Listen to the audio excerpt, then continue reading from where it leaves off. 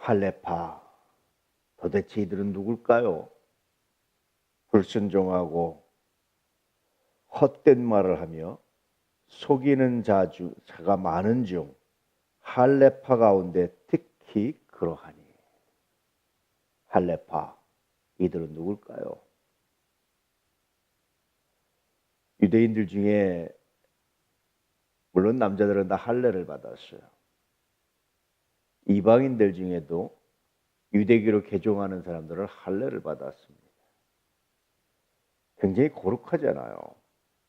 우리가 창세기에서 보지만 아브라함에게 하나님께서 할례를 명하시고 아브라함이 모든 사람들, 모든 남자, 종까지도 할례를 받게 하고, 그래서 거룩한 족속으로 구별되고 거룩한 선민의식을 가지고 살아가고 말씀에 순종하고 정말 멋있고 귀하고 아름다운 거 아닙니까?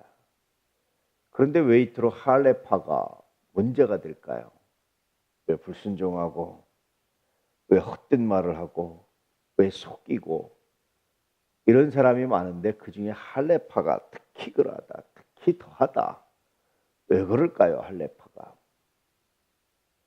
오늘날 할레파는 어떤 사람들과 비교할 수 있을까요? 그것은 신앙은 오래됐는데 거듭나지 아니한 사람들, 형식적인 열정은 있는데 거듭나지 아니한 사람들, 이런 사람들이 할레파에 속합니다. 옳고 그름은 많은데 그런데 자기 자신은 정작 헌신하지 않고 순종하지 않는 사람들, 이런 사람들이 할레파와 유사하죠. 말은 참 잘하는데 근데 정작 자기 몸은 하나도 수고의 손길을 내놓지 않는 사람들, 이런 사람들 중에 할레파가 많죠. 불순종하는 것, 할레파는 불순종하려고 했던 건 아닌 것 같아요. 본래 의도는 뭐가 있습니까? 자기의 오름이 있죠. 늘 말씀드렸지만 순종과 동의는 달라요. 할레파는 동의하려고 했지 순종하진 않았던 것 같아요. 자기의 생각, 자기의 오름, 자기의 의지, 또 헌신하기 싫은 사람들이 뭐가 많아요? 핑계가 많고 말이 많아요. 헌신하기 싫으면 이건 이렇고 저건 이렇고 늘 말이 많게 돼 있어요.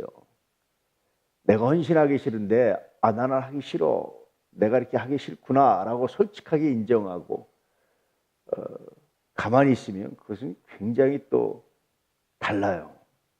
근데 대부분 헌신하기 싫은 사람들이 그걸 인정하고 싶지 않을 때 뭘 만듭니까? 핑계를 만들고 이유를 만들어요. 세상에 이유를 만들고 핑계를 만들면 없는 게 어디 있겠습니까? 핑계 없는 무덤이 없듯이 그렇게 돼 있어요.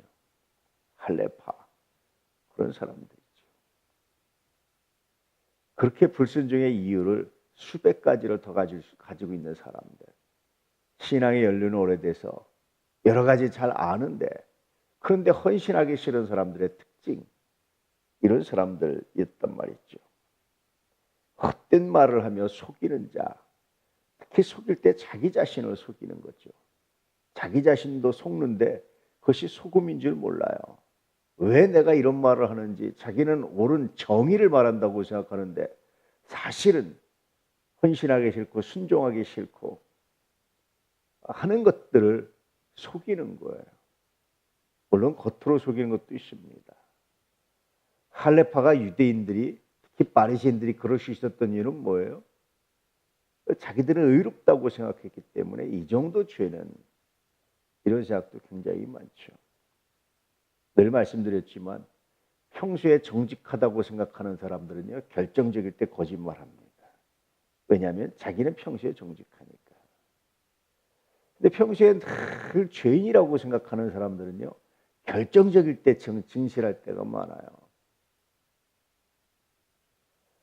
어떤 편을 택하고 싶습니까? 물론 평소에도 정직하고 결정적일 때도 정직하면 더 좋죠. 그런 사람은 아마 거의 찾아보기 어려워요. 평소에도 거짓말하고 결정적일 때도 거짓말하는 이런 사람도 그렇게 많지는 않은 것 같아요. 우리는 평소에 거짓말하다가 결정적일 때 정직하든지 평소에 정직하다고 생각하다가 결정적일 때 거짓말하는 아마 두 가지 유형이 참 많은 것 같습니다. 제가 구체적으로 통계는 내보지 않았지만. 할레파 어디에 속할까요? 평소에 정직하다고 생각하는 거예요. 바리새인들도 그렇고. 근데 결정적인 순간에 주님을 십자가에 못 박는다든지 아주 결정적인 악을 행하는 거죠. 그러고 또 회개하지 않아요. 이런 사람들이었다라는 겁니다. 그래서 11절에 보니까 그들의 입을 막을 것이라. 입을 막아버리라. 어떻게 입을 막을까요? 어떻게 그들의 입을 막을 수 있을까요? 비방거리를 주지 않기 위해서 최선을 다하라 라는 의미이기도 해요. 두 번째, 할례파일의 특성을 미리 알고 대처하라 라는 의미이기도 합니다. 세 번째, 정말 이것이 문제가 되면 교회 내에서 심각한 결단을 할 수 있어야 된다. 교회에서 가장 심각한 결단은 출교입니다. 이런 자들에 대해서 아끼지 말아라 라고 말하는 거예요. 왜 그렇습니까? 그것은 징계에서 내버리기 위한 목적이 아니고 회개의 기회를 주기 위해서 아끼지 말아라 이렇게 말하는 거예요. 그래서 교회란 뭐냐라고 말할 때 교회에 쌓이는 세 가지가 있다. 첫 번째는 말씀, 두 번째는 올바른 성례전, 세 번째는 징계라고 말하죠. 이 징계가 없으면 그것은 교회가 아니다. 징계가 없으면 사생자다 라고 말씀하시는 것처럼 굉장히 중요합니다. 그런데 참 이 징계가 너무너무 힘들어요. 정말 힘들고 조심해서 사용해야 될 그런 고난이기도 합니다. 어쨌든 그들의 입을 막으라고 강력하게 명령하고 있죠. 이런 자들이 더러운 이득을 취하려고 마땅하지 아니한 것을 가르쳐 가정들을 온통 무너뜨리느니라.